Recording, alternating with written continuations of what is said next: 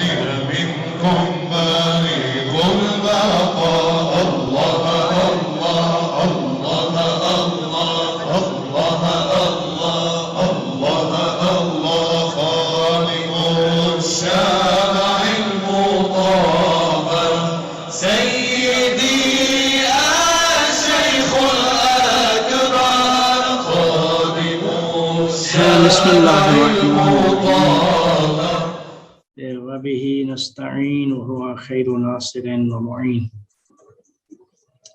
جو ہماری پچھلی بحث کا ایک تتمہ جو آپ نے ایک سوال بھیجا تھا حضرت یوسف علیہ السلام کے بارے میں کہ یوسف علیہ السلام نے اپنے خواب کی تعویل دیکھی۔ اگر رسول پاک صلی اللہ علیہ وسلم کے فرمان کو سامنے رکھا جائے اور زندگی کو خواب مانا جائے تو اپنی زندگی کی تعویل کب کیسے اور کون کرے گا؟ دیکھیں اس کی جب یہ دو مکتب سمجھیں، تعویل اور تعبیر کے بارے میں دو نگاہیں سمجھیں، دو نظریات سمجھیں، یا ابن عربی کے بقول کے یہ دو طرح ہے، دو دیدگاہیں ہیں، دو نظریات ہیں، دو طرح دیکھنا ہے۔ یوسف علیہ السلام تعویل اور تعبیر وہ اس دنیا میں جب انسان خواب میں جاتا ہے تو خواب میں جو کچھ دیکھتا ہے، رویا دیکھتا ہے، تو رویا کی تعبیر اور تعویل ممکن ہے۔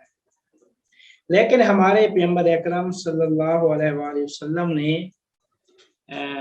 فرمایا تھا کہ الناس نعام اذا ماتوا فانتبہوا، لوگ سوئے ہوئے ہیں، جب مریں گے تو بیدار ہوں گے۔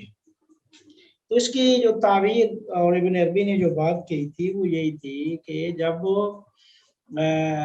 یہ دنیا یہ تخیل ہے اس واقعیت اور حقیقت کا، تو اس میں جب انسان مادیات محسوسات میں غرق ہوتا ہے تو یہ اس کی موت ہے، اس کو موت اکبر کہتے ہیں۔ موت اصغر وہ موت ہے جو ایک انسان مرتا ہے، ایک طبیعی موت۔ تو پھر اس بارے میں انہوں نے کہا کہ تعبیر اور تعویل یعنی یہ جو پردے ہیں محسوسات کے، مادیات کے، ان پردوں کو ہٹا کر اس کے پیچھے جب آپ دیکھیں گے تو یہ آپ کی کیا کہتے ہیں موت ہوگی، اور یہی کیا ہے بیداری کا سبب بنے گی کہ اس وقت آپ کو واقعیت اور حقیقت پتہ چلے گی۔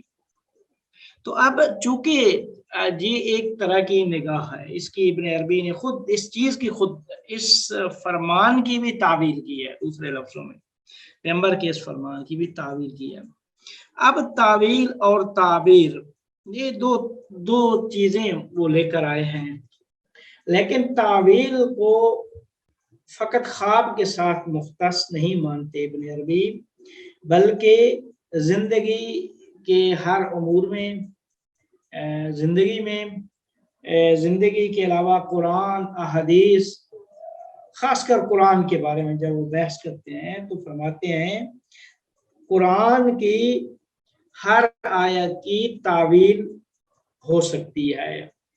قرآن میں ویسے جو مشہور نظریہ ہے متکلمین کا، فلاسفہ کا، مفسرین کا، وہ یہ ہے کہ قرآن مجید کے اندر اللہ تعالیٰ نے دو قسم کی آیات رکھی ہیں۔ ایک گروہ اور آیات کا ایک گروہ یہ کہتا ہے کہ یہ محکمات ہیں، دوسرا گروہ یہ ہے متشابہات۔ خود قرآن میں اللہ تعالیٰ فرما رہا ہے کہ میں نے یہ قرآن نازل کیا، اس قرآن میں کچھ آیات منہ آیات محکمات و اخر متشابہات، سورہ آل عمران میں، کہ کچھ آیات یہ قرآن کی آیات یا محکمات ہیں یا متشابہات ہیں۔ تو جو مشہور نظریہ ہے مفسرین کا، متکلمین کا، وہ اس طرح ہے کہ تعویل کو اول سے لیتے ہیں تعویل، اولا یؤول تعویل، مطلب یہ ہوتا ہے کہ اس کو پلٹانا، اصل کی طرف پلٹانے کو تعویل کہتے ہیں۔ تو کہتے ہیں اصل کیا ہے؟ اصل وہ محکمات ہیں۔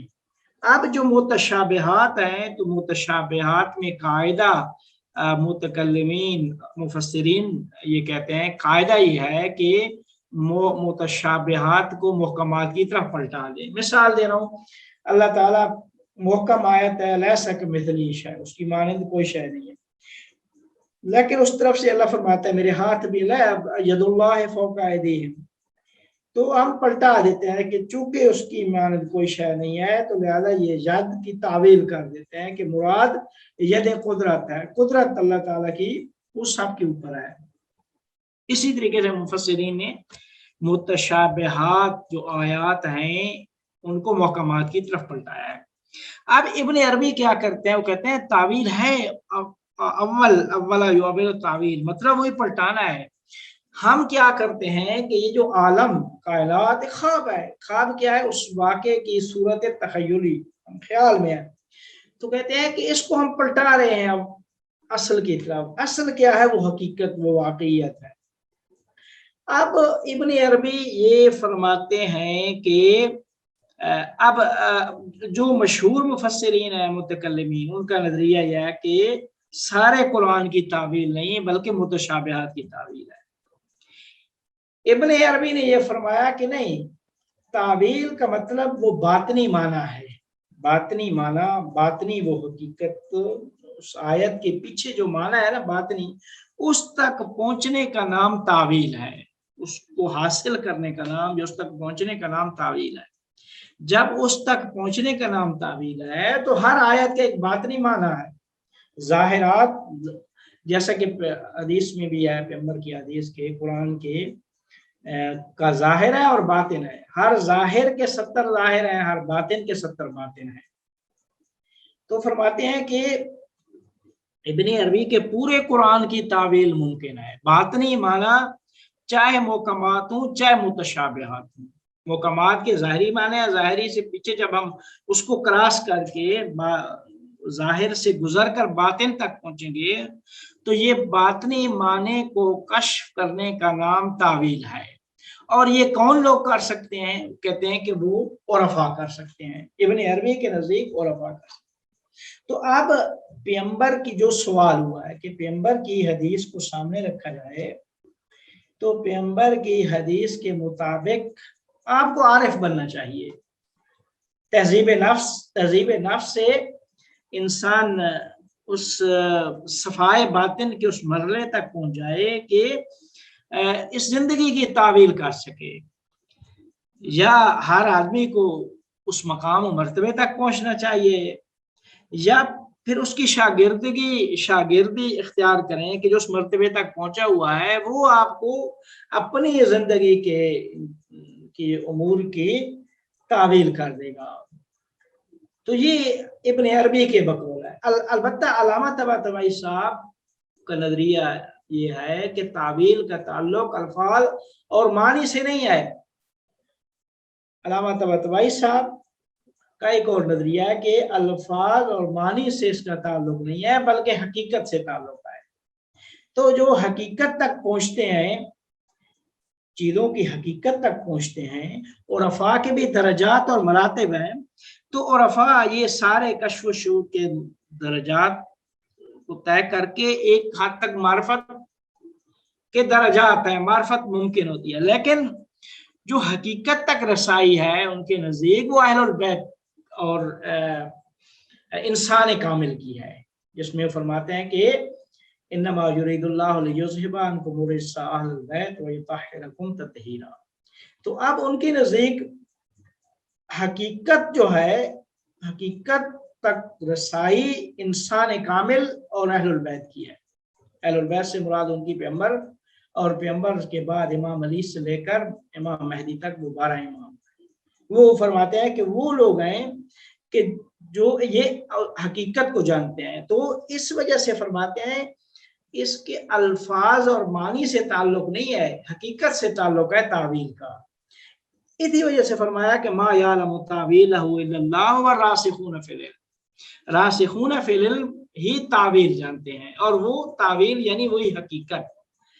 اب جب حقیقت تک پہنچنے کا نام تعویل ہے، حقیقت الفاظ اور معنی سے تعلق نہیں ہے، حقیقت، تو دوسرے لفظوں میں جب حقیقت تک پہنچنے کا نام تعویل ہے تو اب ہمیں قرآن کی ہر دور میں جو الفاظ ہیں عمومات ہیں، اطلاقات قرآن میں آئے ہیں، تو الفاظ اور معانی کی حقیقت جاننے کے لیے انسان کامل کی ضرورت ہے۔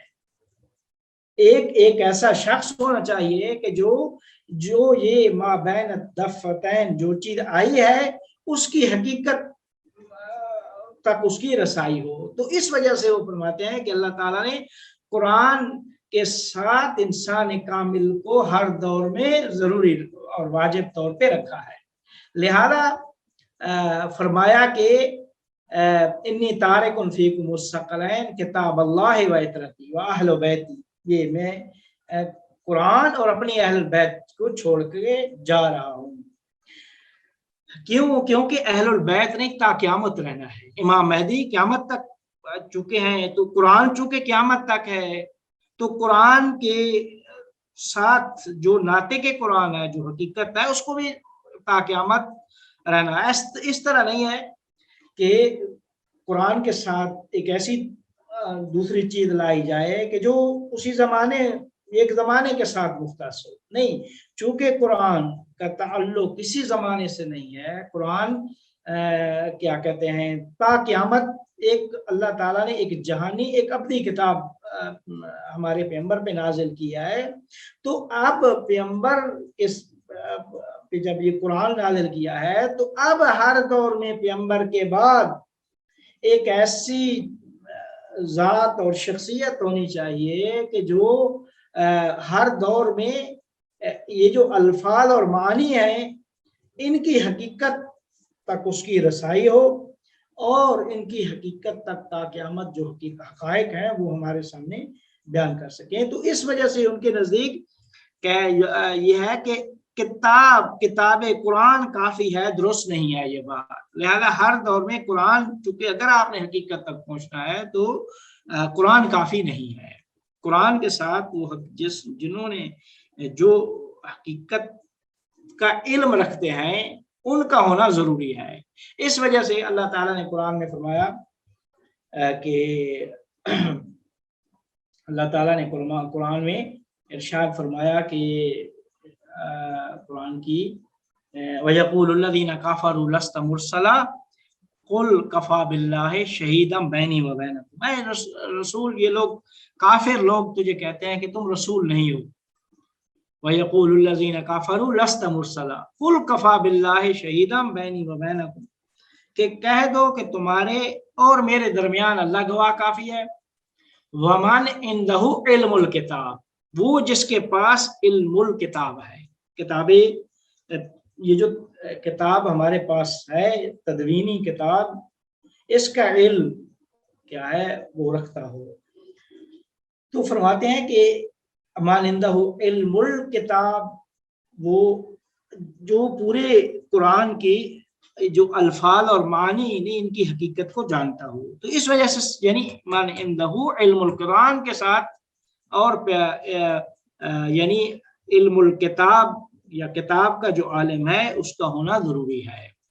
تو یہ وہ چیز ہے کہ اگر ہم اب سوال کے دو طرح جواب ہو گئے کہ اگر ہم زندگی کی حقیقت جاننا چاہتے ہیں، یہ جو زندگی کو پیغمبر نے خواب ارشاد فرمایا، تو یا ہم اگر ابن عربی کے نظریے کے قائل ہوتے ہیں تو ہر عارف ہمیں بتا سکتا ہے، یا خود ہم عارف بنے، باطنی معنی اس کو کشف کریں، یا کسی عارف کا دامن پکڑ لیں کسی عارف کی شکل میں۔ لیکن علامہ طباطبائی صاحب کے نزدیک کیا کہتے ہیں تعویل کرنی ہے تو اہل البیت کی طرف جائیں آپ، تعویل ان کے نظریے کے مطابق اہل البیت ہیں، ان کے یہ دو نظریے ہیں، دو نگاہیں۔ تیسرا وہ نظریہ تھا جو مشہور کا ہے کہ وہ اصلا اس باطنی معنی اور حقیقت اس بحث میں پڑھتے نہیں ہیں. وہ کہتے ہیں کہ نہیں، مشہور جو مفسرین ہیں، متکلمین ہیں، وہ کہتے ہیں کہ قرآن میں محکمات ہیں، متشابہات ہیں. محکمات کو آپ متشابہات کو محکمات کی طرف پلٹا دیں، یہ تعویل کہلاتی ہے. متشابہات کو محکمات کی طرف پلٹا دینے کا نام تعویل ہے متکلمین اور مفسرین کے نزدیک. ابن عربی کے نزدیک تعویل وہ ہر الفاظ قرآن کا جو باطنی معنی ہے وہ تعویل کہلاتا ہے. لیکن علامہ طباطبائی صاحب کے نزدیک الفاظ و معنی سے تعلق نہیں ہے، بلکہ حقیقت کا نام تعویل ہے. یہ اس سوال 3 نظریات کی بنیاد پر جو جواب تھا وہ میں نے آپ کے سامنے پیش کر دیا ہے.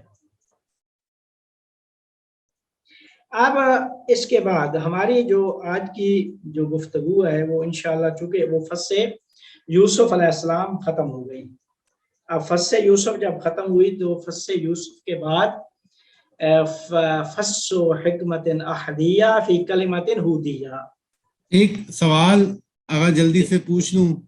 جی پوچھ لیں. کہ یہ جو خواب کی تعویل میں متشابہ کو محکم کی طرف پلٹانے کا کیا معنی ہوگا، اور یہ کس کا یہ نظریہ ہے، اور یہ کون کرے گا؟ یعنی خود سے انسان خواب کو، زندگی خواب ہے تو اس کو محکم کی طرف، اگر وہ متشابہ ہے وہ یہ معنی خواب، یہ اس حدیث کا وہ یہ معنی لیتے ہی نہیں ہے. وہ کہتے ہیں ان الناس نیام الی ماتوا فانتبہوا، موت سے مراد وہ موت طبیعی لیتے ہیں کہ یہ لوگ غفلت میں، خواب غفلت میں ہیں، اللہ کے ذکر سے غافل ہیں. یہ ان کو جب مریں گے تو پتہ چلے گا کہ یہ اعمال تھے، یہ کرنا تھا، وہ کرنا تھا، اور ہم اس سے غافل رہے اور ہم نے نہیں کیا. ٹھیک ہے. یہ ان کے اثر وہ ان چیزوں میں پلتے ہی نہیں ہیں. ٹھیک ہے. ٹھیک. بسم اللہ الرحمن الرحیم. حضرت ہود علیہ السلام. حضرت ہود کے بارے میں قرآن مجید میں اللہ تعالیٰ نے ارشاد فرمایا ہے وَإِلَىٰ عَادٍ أَخَاهُمْ هُودًا قَالَ يَا قَوْمِ اعْبُدُوا اللَّهَ مَا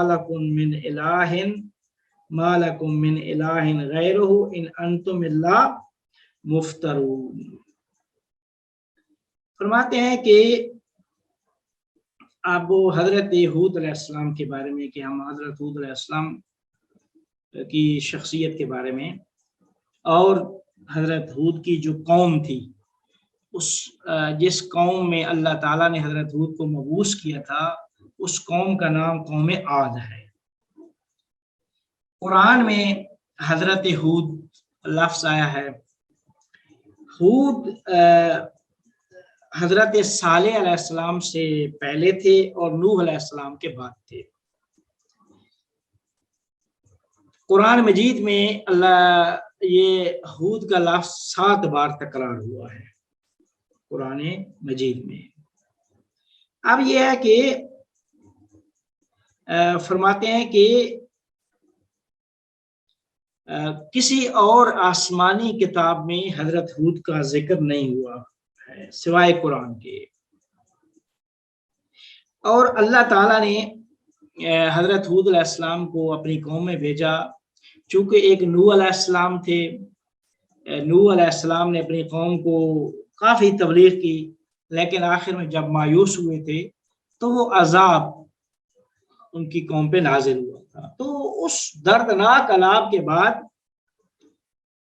ابھی کوئی اتنا عرصہ نہیں گزرا تھا کہ حضرت ہود علیہ السلام کو اللہ تعالیٰ نے بھیج دیا.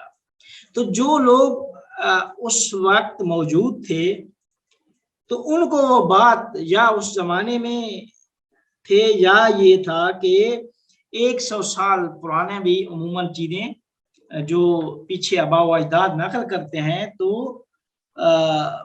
ان کے ذہن میں یہ بات تھی کہ ہم سے پہلے ایک نوح علیہ السلام نبی آئے تھے، ان کی قوم پہ اللہ نے عذاب نازل کیا تھا اور وہ ایک دردناک عذاب تھا. یہ ساری چیزیں کیا ہیں انہیں معلوم تھی.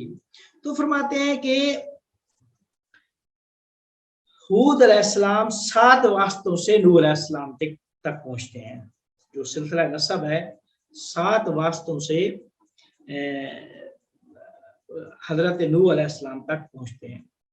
ہود بن عبداللہ بن ریاح بن خلود بن عاد بن اوس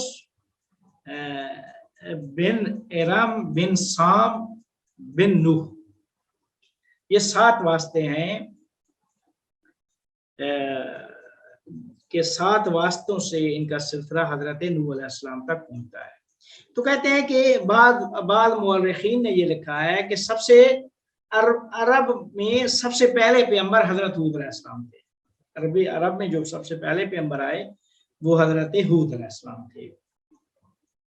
ٹھیک ہے. اب یہ تھا کہ ان کی پیغمبری اللہ تعالیٰ نے ان کو بھیج کے پھر ان کو مبعوث بے رسالت کیا. تو اب جب مبعوث بے رسالت ہوئے تو اس وقت ان کی عمر ٹوٹل 40 سال تھی. اچھا کیوں مبعوث کیا اللہ تعالیٰ نے؟ وہ اس وجہ سے کہ نبی جب کی نبوت اور رسالت کا مقصد یہ ہوتا ہے کہ جو گمراہی اور جو فساد اخلاقی عقیدتی جو اس قوم میں رائج ہو چکا ہے تو اللہ تعالیٰ اپنے برگزیدہ بندوں کو بھیجتا ہے کہ آپ اس قوم میں جائیں، جا کر ان لوگوں کو اس گمراہی سے نکال کر اللہ تعالیٰ کی طرف دعوت دیں. تو فرماتے ہیں کہ لوگ سارے بت پرست تھے، بت پرستی میں غرق تھے. اللہ تعالیٰ نے ہود علیہ السلام کو بھیجا تو یہ ہود علیہ السلام یہ دوسرے پیغمبر تھے جنہوں نے شرک و ثنویت کے خلاف مبارزہ کیا. پہلے حضرت نوح علیہ السلام تھے. نوح علیہ السلام کے زمانے میں شرک رائج ہو چکا تھا، بت پرستی. کہتے ہیں یہ ہود علیہ السلام دوسرے نبی تھے، دوسرے پیغمبر تھے کہ جنہوں نے شرک کے خلاف علم مبارزہ بلند کیا. تو کہتے ہیں کہ ان کی قوم بھی وہ پہلی قوم تھی جو بت پرستی طوفان نوح کے بعد، نوح علیہ السلام کے طوفان کے بعد ان کی یہ جو قوم ہے قوم عاد یہ پہلی قوم تھی جو بت پرست ہوئی. تو کہتے ہیں کہ البتہ ان کی بتوں کے نام بھی حضرت نوح علیہ السلام کے جو زمانے میں جو قوم تھی بتوں کے نام رکھے ہوئے تھے انہی کی مانند یہ سارے کے سارے نام رکھے ہوئے تھے. لیکن یہ حضرت ہود علیہ السلام جب اس قوم میں آئے تو یہ قوم جس طرح ہمارے پیغمبر اکرم صلی اللہ علیہ وآلہ وسلم کو لوگ امین و صادق مانتے تھے، حضرت ہود علیہ السلام کو بھی صادق مانتے تھے. امین اور صداقت یہ مشہور تھی اس پوری قوم میں. تو کہتے ہیں کہ جب حضرت ہود نے لوگوں کو اللہ تعالیٰ کی طرف دعوت دی اور بت پرستی سے منع کیا تو اس وقت ان لوگوں نے حضرت ہود علیہ السلام کا مذاق اڑایا اور حضرت نوح علیہ السلام کو پاگل نعوذ باللہ مجنون قرار دیا. حضرت ہود علیہ السلام نے معجزات بھی لے کے آئے لیکن ان کی قوم اتنی لجوج قوم تھی کہ کسی معجزے کو قبول نہیں کیا. تو فرماتے ہیں کہ جو بھی پھر آخر میں جو بات کہی وہ یہی کہی کہ جو بھی آپ معجزات لے آئے نا یہ حضرت نوح علیہ السلام کے معجزات اور وہ چیزیں تھیں وہ ان کی قوم وہ عذاب بھی نہیں بچا سکا. یہ حضرت ہود علیہ السلام نے جب انہیں دھمکی دی عذاب کی تو انہوں نے یہی کہا آپ اپنے دھمکی نہ دیں، ہمارے خدا کچھ چھوٹے موٹے خدا نہیں ہیں، بڑے تکڑے خدا ہیں. تو حضرت ہود علیہ السلام کی دھمکی کا جواب انہوں نے اس طرح دیا کہ ہم وہ قوم نہیں ہیں کہ جو کسی ضعیف اور کمزور خدا کی پرستش کرے، بلکہ ہم وہ قوم ہے کہ ہمارے خدا بھی تکڑے خدا ہیں. تو کہتے ہیں کہ لیکن جتنا بھی حضرت نوح علیہ السلام نے ان کو سمجھایا انہوں نے اپنے کفر کے اوپر اصرار کیا اور آخر میں پھر نوح علیہ السلام کو پھر وہ جو عذاب تھا اس عذاب کو کے لیے اللہ تعالیٰ سے دعا کرنی پڑ گئی تھی. لیکن کہتے ہیں کہ یہ ان کی جو تھی خود پیغمبری کے بارے میں تو یہ بات ہے، لیکن یہ ہے کہ ان کی قوم کے بارے میں جو کچھ تاریخوں میں لکھا گیا ہے یا قرآن میں بھی، کہ ایک تو ان کی قوم عاد کیوں کہا گیا ہے، پھر کچھ خصوصیات اللہ تعالیٰ نے اس قوم کو دی تھی. جس طرح ہم پڑھتے ہیں نا بعض احادیث میں کہ اللہ تعالیٰ اگر کسی قوم کو نعمتیں اور آسائشیں زیادہ دیتا ہے اور وہ قوم نافرمانی کرتی ہے تو اللہ اور اضافہ کر دیتا ہے، نعمات میں اضافہ کرتا چلا جاتا ہے، یہاں تک کہ ایک ہی دفعہ اللہ تعالیٰ پھر ان کی گرفت کرتا ہے. تو یہ قوم بھی کہتے ہیں کہ یہ وہ قوم ہے کہ عاد قوم یہ عمان اور یمن کے درمیان ایک سرزمین تھی احقاف، یہ وہاں پہ زندگی کرتے تھے احقاف میں. لیکن یہ ایک ایسی قوم تھی کہ جس کو اللہ تعالیٰ نے بے پناہ نعمتوں سے نوازا تھا، کھیتی باڑی، بلڈنگیں، بڑی عمارتیں، اچھی ان کے گھر بڑے کوٹھیاں بنائی ہوئی تھی. تو کہتے ہیں کہ عاد ان کو کیوں کہا جاتا ہے، اس وجہ سے کہا جاتا ہے کہ ان کے قبیلے کا ایک شخص تھا جس کا نام عاد تھا، تو اس سے پھر یہ ان کا قوم کا نام بھی پڑ گیا. جس طرح آج کل آپ پاکستان میں بھی اسی طرح بعض علاقوں میں چلے جائیں تو دادا پردادا ایک نام ہوتا ہے، اس نام سے پھر آگے قوم بن جاتی ہے. تو کہتے ہیں کہ یہ حضرت ہود علیہ السلام کی قوم کے بارے میں بھی اسی طرح ہے. لیکن اللہ تعالیٰ نے جو قرآن میں ارشاد فرمایا ہے وَاذْكُرْ أَخَا عَادٍ إِذْ أَنذَرَ قَوْمَهُ بِالْأَحْقَافِ، یہ احقاف کا لفظ اللہ تعالیٰ قرآن میں لے کے آیا ہے. وَاذْكُرْ أَخَا عَادٍ إِذْ أَنذَرَ قَوْمَهُ بِالْأَحْقَافِ وَقَدْ خَلَتِ النُّذُرُ مِنْ بَيْنِ يَدَيْهِ وَمِنْ خَلْفِهِ أَلَّا تَعْبُدُوا إِلَّا اللَّهَ إِنِّي أَخَافُ عَلَيْكُمْ عَذَابَ يَوْمٍ عَظِيمٍ. کہتے ہیں کہ آپ نوح علیہ السلام کے واقعے کو یاد کریں کہ جب انہوں نے اپنی قوم کو سرزمین احقاف میں ڈرایا لیکن وہ اس سے نہ ڈرے اور اللہ تعالیٰ کی انہوں نے عبادت نہ کی، جس کے نتیجے میں اللہ تعالیٰ نے ان کو دردناک عذاب سے دوچار کیا تھا. تو کہتے ہیں کہ یہ قوم وہاں احقاف میں رہتی تھی اور ان کی خصوصیات کچھ تھی. خصوصیات یہ تھی کہ یہ بڑے ان کی جسامت بہت زیادہ تھی، ان کی قد و قامت کیا کہتے ہیں کہ قد و قامت کے بارے میں بھی لکھا گیا ہے کہ ان کی قد و قامت بعض نے لکھا ہے کہ تقریباً 700 گز تک، جو سب سے کم جس کا قد ہوتا تھا وہ 100 گز تک کا تھا. لیکن یہ بڑے یعنی قد و قامت والے لوگ تھے. ان کی جسامت اللہ تعالیٰ نے ان کو یعنی وہ جو جسمانی نعمت ہے اس سے اللہ تعالیٰ نے بہت بے پناہ انہیں نواز رکھا تھا.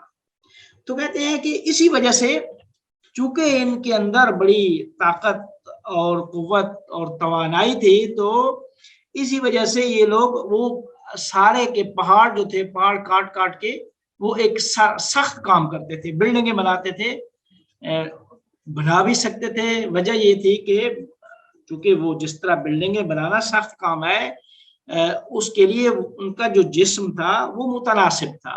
تو اس وجہ سے اس کام میں جب یہ پڑے تو انہوں نے بڑی بلڈنگیں بنائی اور بڑے شہر آباد کیے اور پھر کھیتی باڑیاں وغیرہ بھی کافی جو تھی اللہ تعالیٰ نے ان کو کھیتی باڑی، زمین، بلڈنگ، عمارتیں ان جیسی نعمات سے نوازا تھا. جس طرح قرآن میں اللہ تعالیٰ ایک اور جگہ فرماتا ہے الم تر کیف فعل ربک بعاد ارم ذات العماد التی لم یخلق مثلها فی البلاد.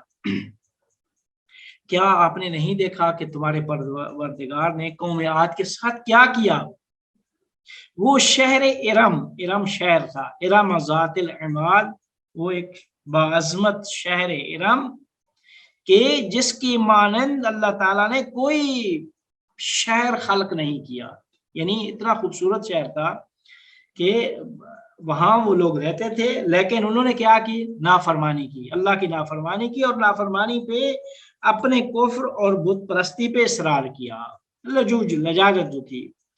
تو فرماتے ہیں کہ ارم عماد جمع ستون جس کے معنی ہے، ارم شہر کا نام ہے۔ تو فرماتے ہیں کہ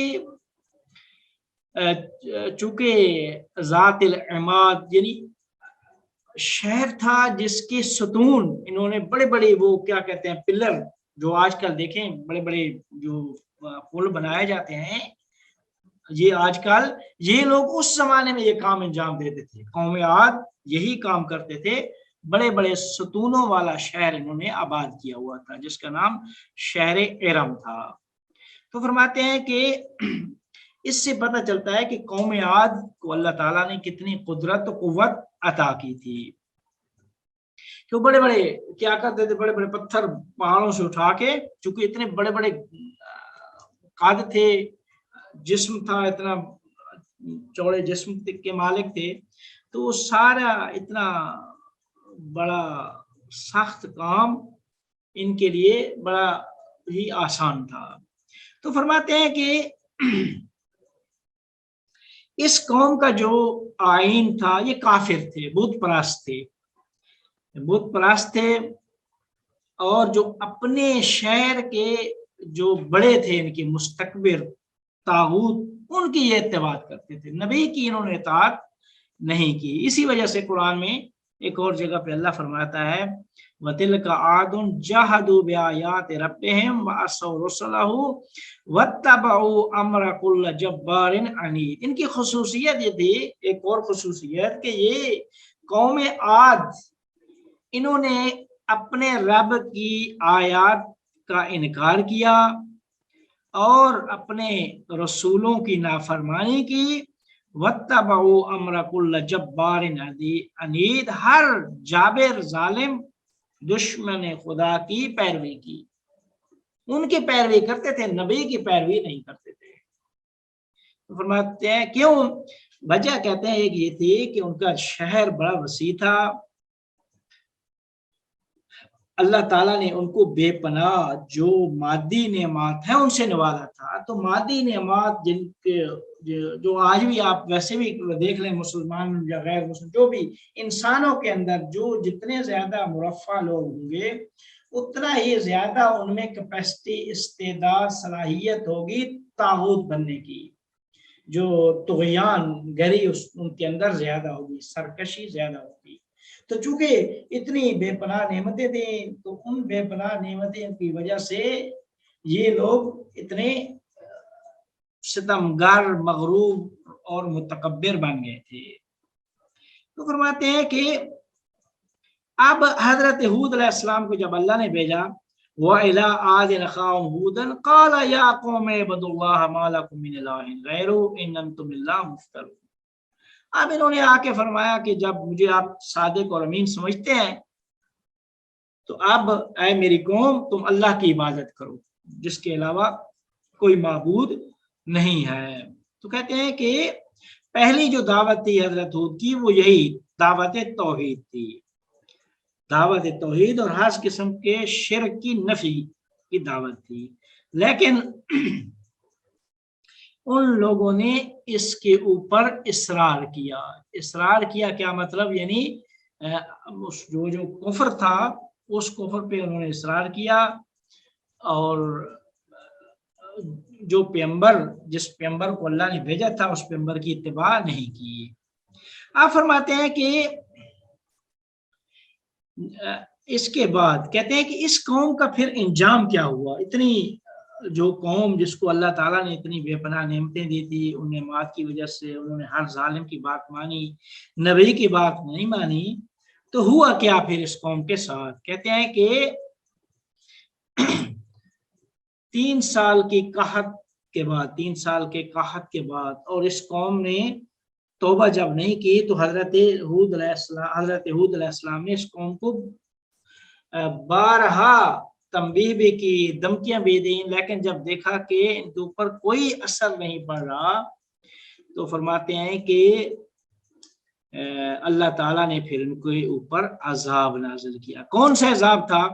کہ سیاہ بادل بھیج دیا، آسمانوں کے اوپر سیاہ بادل، اور سیاہ بادلوں نے برسنا شروع کیا۔ یہ لوگ پہلے تو خوش ہو گئے کہ یہ جو سیاہ بادل اور بارش آ رہی ہے، قحط سالی تھی، اللہ تعالیٰ نے اتنا عرصہ ہوا بارش نہیں آئی 3 سال، اور یہ بارش اللہ نے بھیج دیا ہے، تو یہ بہت خوش ہو گئے کہ یہ اللہ تعالیٰ نے ہمارے اوپر، یعنی یہ اس سے خوش ہو گئے۔ کیوں؟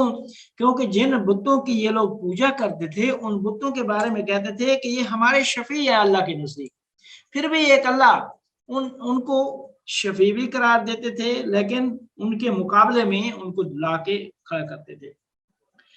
تو اب اللہ تعالیٰ نے 8 رات اور 7 دن جو مسلسل بارش نازل کی اس قوم کے اوپر، اتنی شدید اور تیز بارش تھی کہ فرمایا فلما رأوه عارضا مستقبل اوديتهم قالوا هذا عارض ممطرنا بل هو ما استعجلتم به ريح فيها عذاب أليم۔ کہتے ہیں کہ جب اس عذاب کو اللہ تعالیٰ نے بادل کی صورت میں وسعت دی تو وہ لوگ خوشحال ہو گئے۔ کیا کہا کہ یہ وہ ایک عارضی بادل ہیں جو ہمارے اوپر برس رہے ہیں اور یہ چلے جائیں گے، اور یہ وہی چیز ہے کہ جس کے ہمیں انتظار تھا کہ یہ بارش آئے۔ تو کہتے ہیں کہ اتنی ہم نے تیز بارش کے ساتھ تیز ہوا چلا دی۔ اللہ تعالیٰ یہ فرماتا ہے کہ یہ ان کے لیے، وہ سارے کے سارے پھر وہ جو انہوں نے مکان بنائے ہوئے تھے اپنے پہاڑوں کے اندر، جو پہاڑ کھود کے یا بلڈنگیں جو جتنی بھی تھیں، 7 دن بلڈنگوں کے اندر محصور ہو کے رہ گئے، باہر نہ نکلے۔ جب باہر نہ نکلے اللہ تعالیٰ نے مسلسل بارش کے اوپر ہوا، اور ان لوگوں کو پھر انہی عمارتوں کے اندر اللہ تعالیٰ نے یہ عذاب بھیج کر غرق کر دیا۔ تو فرماتے ہیں کہ یہ ان کا ریحا فیہا عذاب علیم، یہ ان کا وہ کیا کہتے ہیں دردناک عذاب تھا جو اللہ تعالیٰ نے ان کے لیے بھیجا۔ تو آپ فرماتے ہیں کہ یہ قوم، البتہ بعض مورخین نے اس قوم کی کو تشبیہ دیا ہے جو امام حسین علیہ السلام کے زمانے میں قوم تھی، وہ بھی اسی طرح تھی۔ وہ البتہ بہت ساری جہات کے اوپر کافی لوگوں نے متشابہ، یعنی جو شبیہات کے کون سی چیزیں حضرت امام حسین اور قوم ہود علیہ السلام کے درمیان مشترک تھی، اس کے اوپر بھی کچھ لوگوں نے چیزیں لکھی ہیں۔ لیکن بہرحال ہم ان کی جو مختصر زندگی نامہ ہے اس کے اوپر یہی تھا کہ اللہ تعالیٰ نے ان کے اوپر عذاب بھیجا تو پھر حضرت ہود علیہ السلام اور ایک چھوٹا سا گروہ حضرت ہود علیہ السلام کا جو مومن تھے وہ ایک اور جگہ پہ چلے گئے۔ اللہ تعالیٰ نے ان کو بچا لیا۔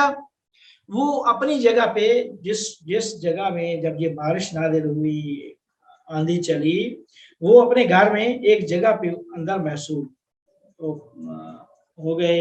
باقی جتنی بھی جگہ تھیں سب کو اللہ تعالیٰ نے غرق کر دیا تھا عذاب بھیج کر، اور ان حضرت ہود اور چند دوسرے مومن کو اللہ نے بچا دیا۔ پھر حضرت ہود علیہ السلام کو بھیج دیا سرزمین، دوسری سرزمین پہ۔ پھر وہ حضرت ہود علیہ السلام وہاں سے ہوتے ہوتے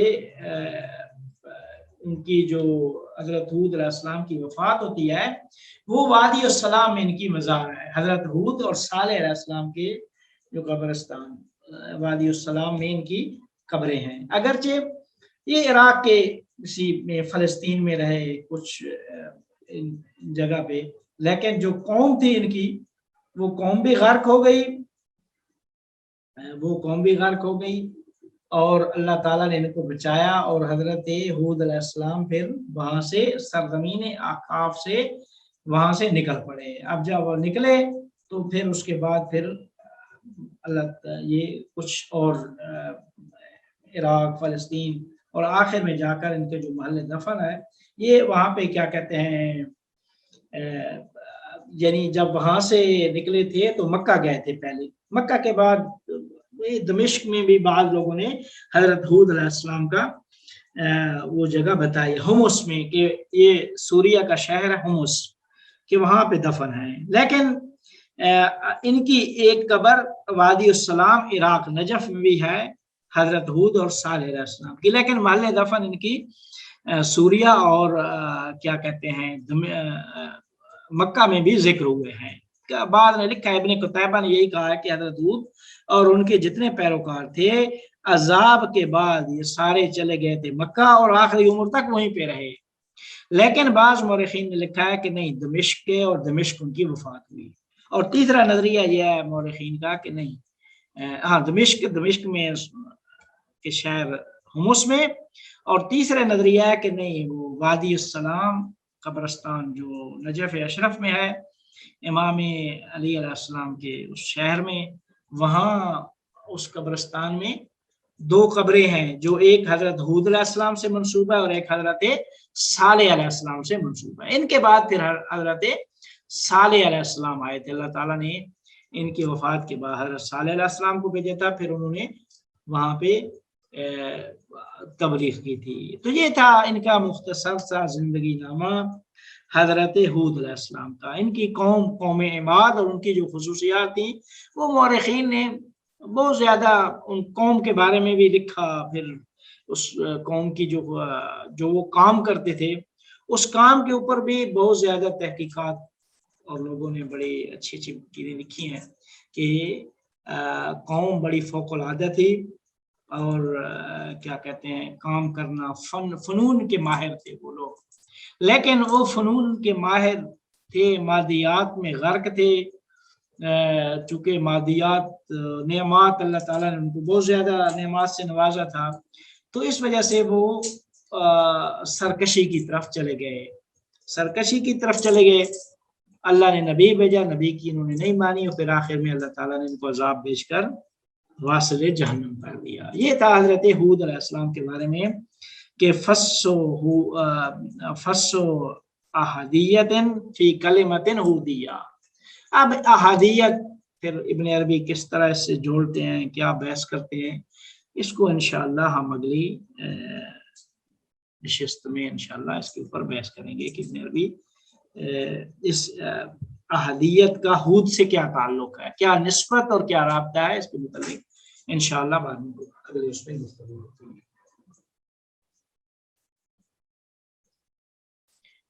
جی اگر کچھ سوال ہے. ہاں، یہ ایک زیادہ یعنی بنیادی سا سوال ہے کہ یہ ساری معلومات ان انبیاء کے بارے میں اس کے مصادر کیا ہیں، یہ کن کتب سے کہاں سے آ رہی ہے تاریخ کے انبیاء کے بارے میں؟ ہم کہتے ہیں مورخ نے لکھا ہے، مورخ کون ہے، یہ کہاں کیسے پتہ ہے ہمیں پرانے انبیاء جو اسلام سے پہلے؟ دیکھیں زیادہ تر نا یہ جو تاریخ الانبیاء کی کتابیں لکھی ہوئی ہیں نا، اس کے مثلا مصادر میں نے پاس ہیں. مثلا یہ قصص الانبیاء زیادہ ہیں، جو قصص الانبیاء مشہور ہیں ان میں زیادہ تر جو منبع ہے وہ قصص الانبیاء ہے.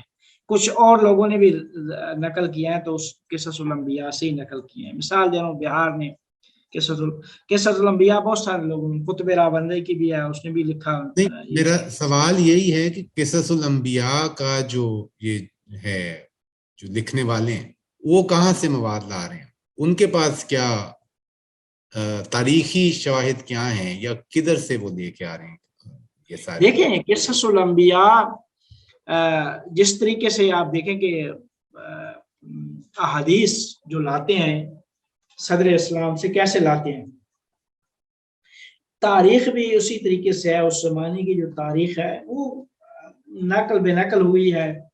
تو یہ جو لا رہے ہیں قصص الانبیاء والے بھی، تو یہ اپنے سے قصص الانبیاء یہ نہیں ہے کہ ایک کوئی کتاب ہے. قصص الانبیاء بہت سارے مورخین نے لکھی ہے، انبیاء کے اوپر جو بھی تاریخ لکھی گئی ہے قصص الانبیاء ہے.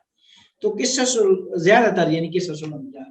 تو قصص الانبیاء بہت سارے مورخین نے لکھی ہے، تو ان قصص الانبیاء میں خاص کر وہ انبیاء جن کا تذکرہ قرآن میں ہوا ہے، 26 انبیاء ہیں، ان کی چیزیں چونکہ مصادر جو تھے ہمارے اسلامی انہی سے اکٹھی کی گئی ہیں۔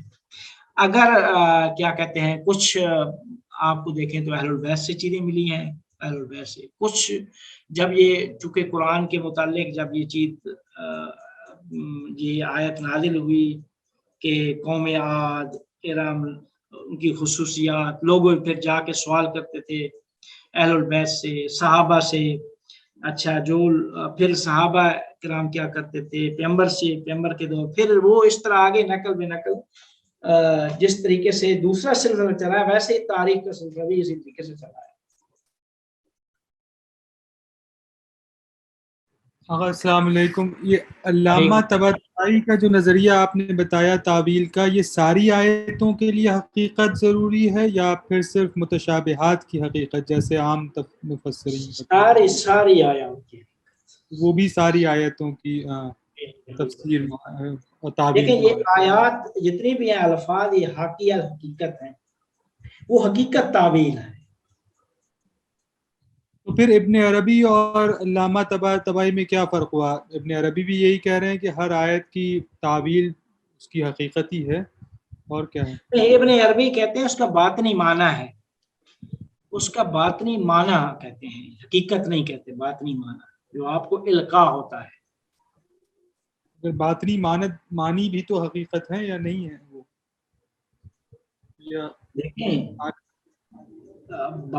دیکھیں باطنی معنی ہے، معنی کا تعلق پھر بھی کیا کہتے ہیں حقیقت سے، جب حقیقت دیکھیں حقیقت جب حقیقت رہتی ہے الفاظ کی صورت میں جب آئے گی الفاظ و معنی میں تو وہ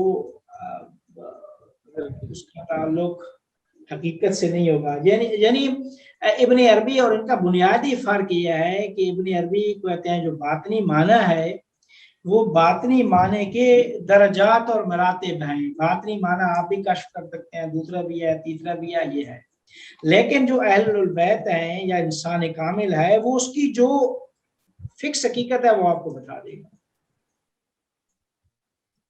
جو اس کی حقیقت ہے وہ آپ کو یہ حقیقت نہیں، یہ حقیقت تک یہ ان کی جو ہے نا وہ پہنچنا، یہ کشف و شہود کے اس میں کہتے ہیں کہ کشف و شہود یعنی حقیقت تک پہنچنا ہے، لیکن جہاں پہ یہ نہیں کہتے کہ ہم حقیقت اس الفاظ سے ہم اس کی حقیقت تک پہنچتے ہیں، کہتے ہیں نہیں، الفاظ کا جو باطنی معنی القاء ہوتا ہے، جیسے خود انہوں نے کیا ہے تفسیر آیات کی تفسیر کی، وہ کوئی حقیقت نہیں ہے، انہوں نے کہا یہ باطنی معنی میں نے کشف کیا ہے، اس کو بیان کر دیا ہے آپ کے سامنے۔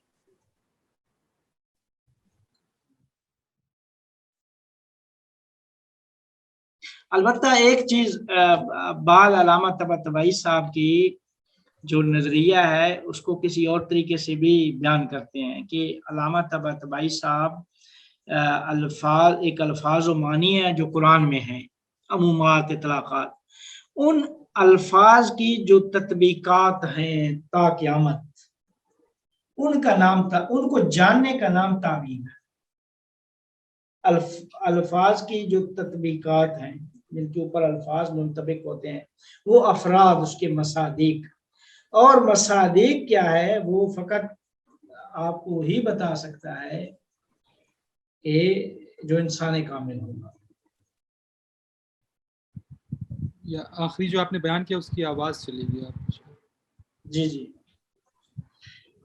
کہ اب دیکھیں کیا کہتے ہیں علامہ طباطبائی صاحب کے اس نظریے کی کہ تعویل الفاظ اور معنی نہیں بلکہ ان کی جو تطبیقات ہیں، تطبیقات لفظ لیتے ہیں تطبیقات، یعنی جن کے اوپر الفاظ منطبق ہوتے ہیں۔ مثال دے رہا ہوں، انسان، لفظ انسان ہے نا، تو انسان آپ کو بھی کہا جائے گا، مجھے بھی کہا جائے گا، 100 سال بعد والے بھی انسان ہیں، 1000 سال بعد والے بھی انسان ہیں، یہ اس لفظ انسان کی تطبیقات ہیں۔